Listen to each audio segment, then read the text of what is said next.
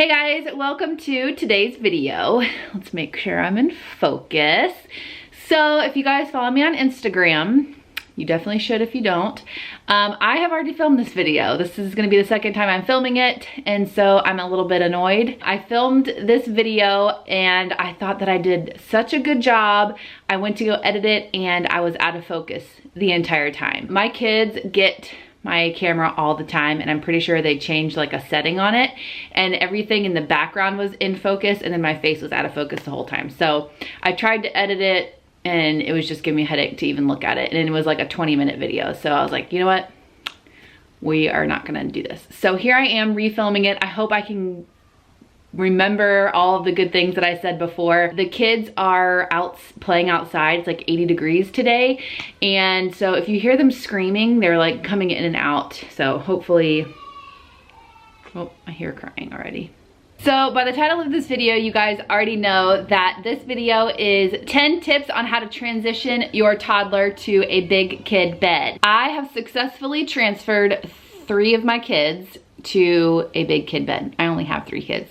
If you guys don't know me, my name is Jennifer. I would love for you guys to subscribe if this is the first video you've seen from me. I have a daughter who is now 6. This is actually her bedroom.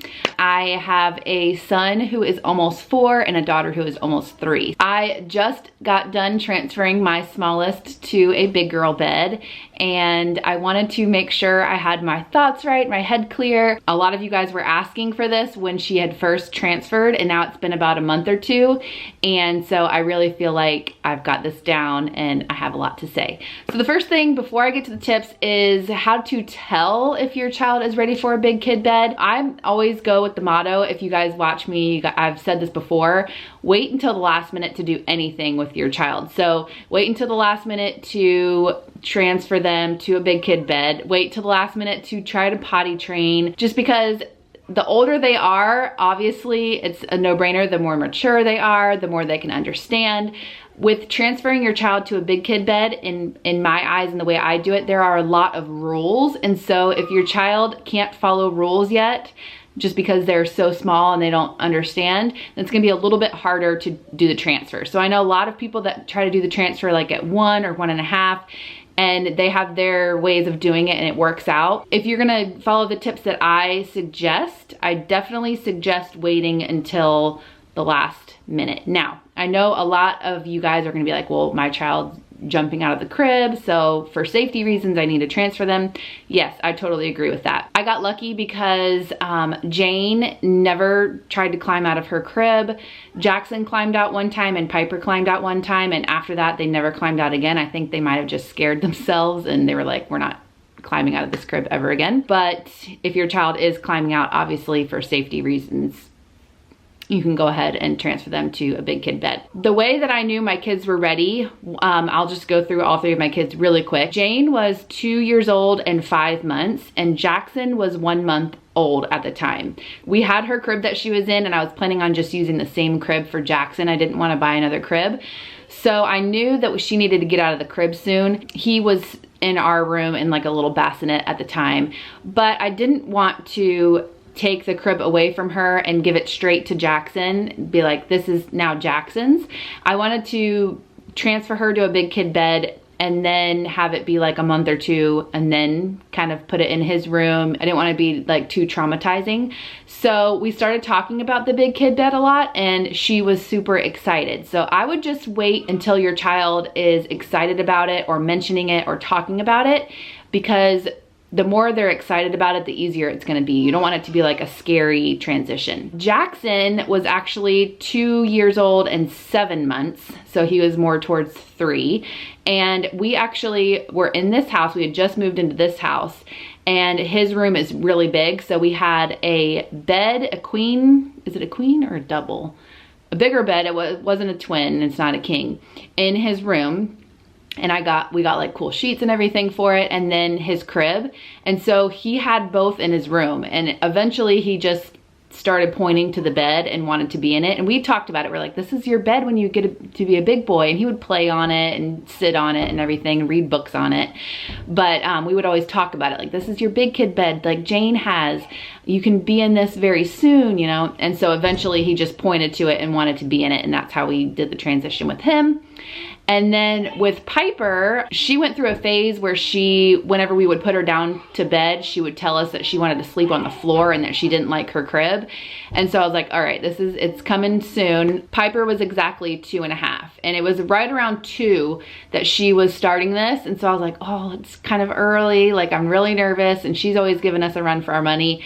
But I kind of stretched it out a little bit. And so we like bought the bed and everything. We had it all ready to go just in case she like threw a temper and was like, I'm not sleeping in my crib anymore. We had everything ready and set to go. So that's not one of my tips, but I definitely recommend having an option. With Jackson, he had the bed in his room, and then Piper, we just had everything ready for whenever we were ready to do it. So she talked about a lot. We would talk about like, do you want to be in a big kid bed like Jackson and Jane? She's like, yeah. So that's how I knew they were ready. Plus we were ready, and you know, so there's different ways, like if you need the crib for another child, or if they're jumping out, there's all different ways to tell if they're ready. But I would just go with your mom instincts, but I would also wait as long as possible so that they can follow some of these rules that I'm about to tell you. Okay, so tip number 1 I already kind of just talked about was to talk about it a lot, way before you're gonna transfer them to their big kid bed. So with Jane, we were like, okay, we know we need the crib, so we would talk about it a lot. We would get her excited. I told you guys with Jackson, his bed was right there, so we would point to it all the time, have him lay on it. And with Piper, we would just be like, okay, well, if you don't want to be in your crib, do you want to be in a big kid bed? And she would say yes.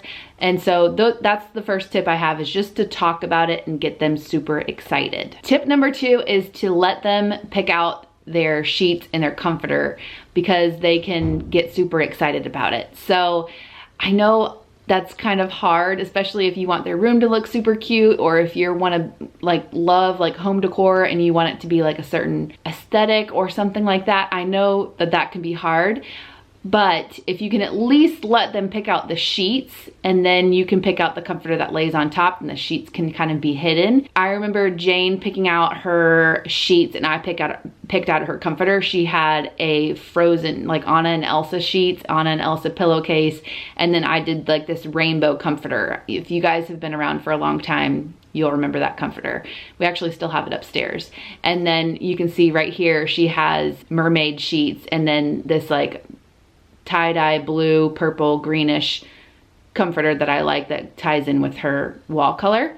So you can do that. You can also give them options. So with Jackson, I had like an alligator set picked out, and I think it was crabs or airplanes, I can't remember, but I wanted it to be navy. So I picked out like 3 or 4, I think, options, and he picked which one he liked.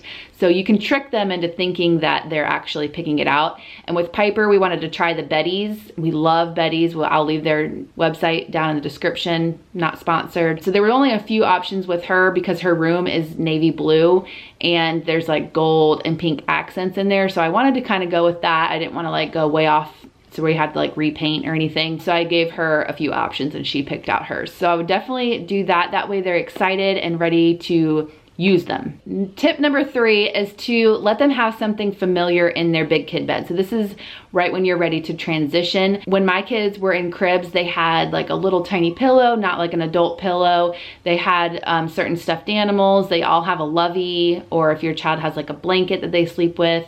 And then my kids had like smaller blankets, no like comforter or like huge blanket or anything. So when we transferred them to a big kid bed, obviously they had new sheets, new comforter that we just talked about, big pillows now.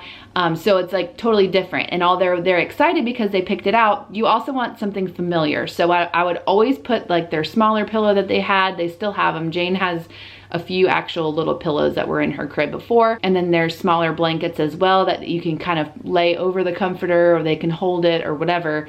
You don't have to have them have that forever, but maybe for like the first month or 2 to get them used to it, you can have them do that. Or if it's like a certain stuffed animal or something. So my kids had their blankets that were in their crib, they had their smaller pillows, they had their loveys and their stuffed animals. We would line stuffed animals up on their bed to get them excited. So it was like kind of something familiar there. So tip number 4 might be a little bit more costly, but I definitely recommend transferring them to a regular size bed, not a toddler bed.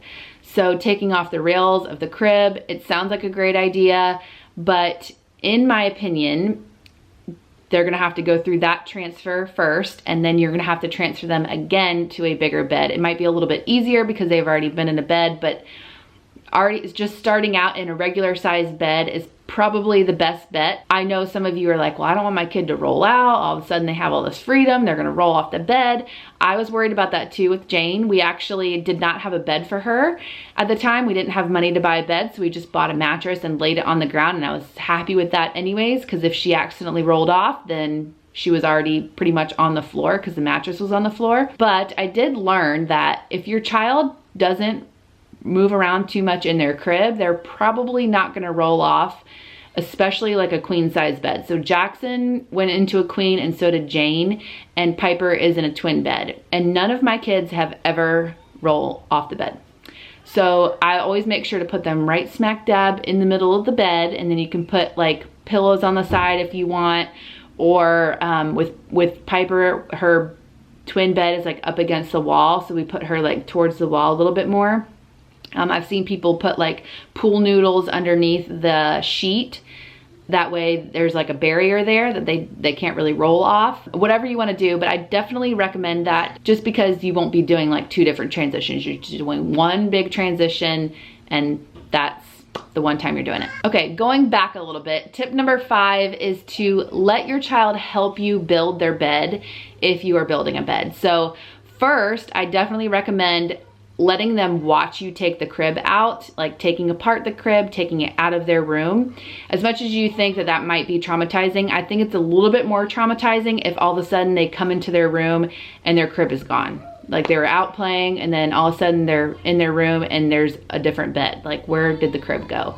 So to keep them involved is a good tip. So letting them see like, okay, we're gonna take the crib out. Is that okay? We're gonna move it out so that we have room for the big kid bed now. With Jane, like I said, we just got a mattress. So we took her to the mattress store. She tested out the mattresses. She helped us carry it inside. She helped us make the bed. It was like a huge ordeal. And then with Jackson, there was no building the bed, but he just had so much experience anyways with the bed, just like I said, we were reading books on it and stuff like that, that he felt like he was a part of it. And then with Piper, she helped us build the bed. So we got like a little trundle bed.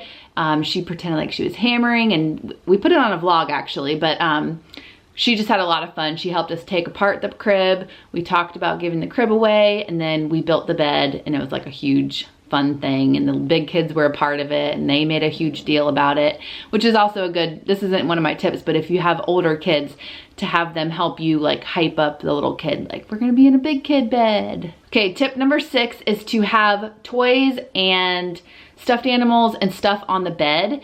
This again might be something where you're like, that does not sound like a good tip at all. But I'm gonna talk about another tip of mine is to have set rules. And one of my rules is that the kids cannot get out of the bed. You don't want your child to be like sitting in bed bored. My kids have certain times where they go to bed and certain times for nap. And if they don't sleep the whole time during nap, they definitely have to have the quiet time in their bed. So it helps to have different books that they can look at, different toys to play with. Have you guys seen like little people? They have like little people on their bed, or just like little figurines. Jackson has some like superhero figurines that he does stuff with, stuffed animals, things like that on their bed, so that they can not be enticed to get off the bed and play with their toys that are off the bed. Also, the bigger kids have like flashlights to read books at night if they're not quite tired yet, things like that. Obviously, you don't want too many things to where they feel cluttered. And like I said, with my 2 older ones, they're in bigger beds, so there's more room. But just, you guys get what I'm saying. Something that they can do instead of just like laying there with a blanket and a pillow with nothing to do if they're not tired, or if they've just woken up and they're waiting for you to come get them. Okay, tip number 7 is what I just said, is to have some guidelines, some clear and concise guidelines. So when my kids transferred, the very first week that they were in their big kid bed, I told them over and over and over, we do not get out of the bed until mommy and daddy come to get you. First of all, it's a safety reason. I didn't want to go to sleep at night wondering if my 2-year-old was gonna get out and like walk around the house or get into something in their room that they weren't supposed to get into. So it's kind of like a peace of mind that way, knowing that they weren't gonna get out or they were not supposed to get out. And so I would talk about it over and over. I remember even with Piper, before she even went to the big kid bed, when she was in her crib, I would tell her, when you go to the crib, you have to stay in your big kid bed, because she comes on Jane's bed all the time, off and on when they're playing. I wanted to make sure she knew that the bed was the place where she was sleeping and she needed to stay on. And I was very stern. You stay in your bed. And we would always say, you do not come to us, we come to you. We would always say that. You do not come to us, we come to you. Still to this day, all 3 of my kids know, especially at bedtime, when we put them to bed, they don't get out of bed. So Jane, she's 6. Sometimes she'll get out. Most of the time she'll talk to us in the monitor, which is another tip that I have here in a minute. Jackson, again, if they have to go to the bathroom, obviously they can get up. Piper is not potty trained at night yet, so she doesn't have to get up, but the other 2 do. Things like that. Obviously, as they get older, their guidelines are gonna be a little less strict, but I would make them as strict as possible when they're younger, especially 2 years old. They don't need to be getting up out of their bed until you come to get them.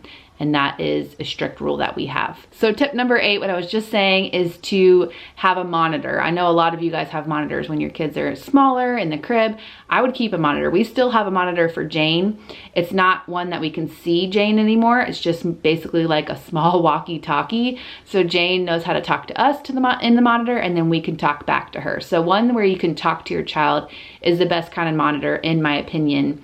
And when they're smaller, to be able to see them is really good too. So like I said with Jane, most of the time if we put her to bed at night, if she needs something, like I said, sometimes she will get up if we can't hear her on the monitor. If we're out in the kitchen, she's trying to talk to us in the monitors in our bedroom, she'll come out. But most of the time she'll talk to us in the monitor saying like, Mom, can you bring me some water or something like that. I don't want you guys to think that my child feels like she's like in jail in bed or something. All 3 of my kids actually like sleeping. They actually like going to bed, but I like having the monitor. I don't know how much longer I'll have the monitor on Jane, just because she still sometimes wakes up at night, needs us for something, or has a bad dream or something like that. It's nice to be able to have her be able to call me instead of her having to get up and come get me. Jackson is the same way. For Jackson and Piper, I can see them. He'll call me in the middle of the night. He knows, all 3 of the kids know that we can hear them, and Piper and Jackson know that we can see them. So he'll call me in the middle of the night and say, Mom, I have to go to the bathroom. So then I just talk to him back, okay, you can go potty, and I'll just watch, make sure he comes back.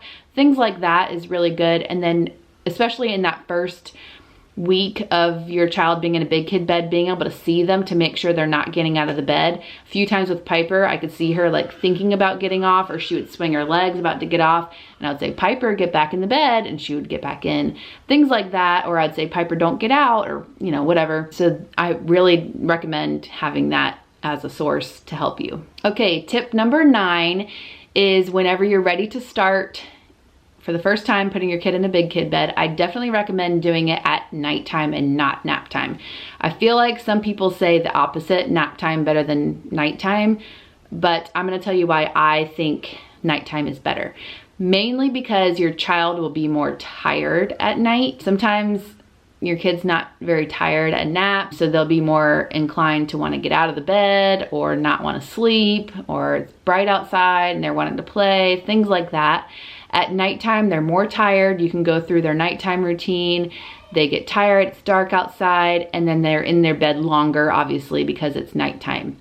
So that's what I recommend. It's always helped us. We've had one last nap in their bed, and then we build the bed, make it a big deal, have dinner, do this big thing, talk about it, and then put the kid to bed in their big kid bed for night. And then in the morning we celebrate, yay, you stayed in your bed, everything's great, and then you can do nap the next day. So the last tip that I have is to keep your same nighttime routine. So I've talked about this in my sleep training videos, how I sleep train my kids, and I hope even if you don't have your child sleep trained, a lot of people have like a bedtime routine. Obviously sometimes it changes depending on what kind of night it is, but whether your kid takes a bath and then has lotion and then puts their jammies on, has a drink of water, reads a book, sings a song, says their prayers, and go to bed.